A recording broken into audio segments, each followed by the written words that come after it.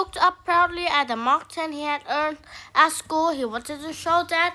"Mom, why has Dad not come home?" he asked.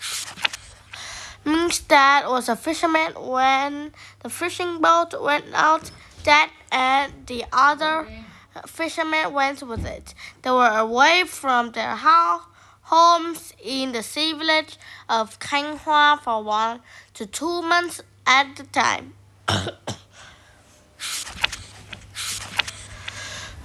They fished in the East Sea among the Cheongsha Islands. Mom spoke gently to me. "Dad will come home soon. We have to be patient." Dad and the crew were fishing near Cheongsha Island. They caught a lot of fish, so they were all happy. It was almost time for the boat to return home. "Storm, and it's a big one," said Dad after receiving a warning call from the Vietnam Coast radio station system. The crew understood this was a dangerous storm. They must quickly bring the boat to the land. The sky was already growing dark as the men returned the boat toward one of the islands.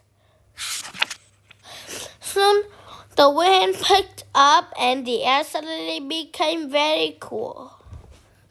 The waves grew bigger and the boat began to roll from side to side. As the crew struggled to hold the boat on course, the storm grew even fiercer. The force of a single great wave snapped the boat's rudder. Now, with no way of steering the boat, the fate of the fishermen was left to the mercy of the wind and sea. Strong winds drove the boat through the darkness. The waves of the sea stood high and threw themselves over the bow. To the men, it seemed as though an angry sky and sea raged together against the little boat that provided their only shelter. Ming's dad and the others worked frantically to bail the water from the boat to prevent it from sinking, but the sea poured in faster than the men could pour it back out. Suddenly, a fierce wave rose and crashed against the boat, causing a big crack on its starboard side. It was about to sink. Some of the fishermen hurried to climb up onto the cabin of the boat. Others jumped into the sea. The storm was so strong that even Ming's dad, who was an experienced fisherman, could not save the boat. Everyone sadly watched the boat sink into the sea. "Oh, Ming, I promised him his own bicycle if he made a high mark at school. But perhaps I can keep my promise," thought Dad. After hours floating in the tempest-tossed sea, the men were hungry and thirsty. Some of them were injured, and most were exhausted from battling the waves. A rescue boat was their only hope. The time was running out. Suddenly, Dad thought he heard the sound of an engine. As a ship came into view, he could see the flag of Vietnam flying.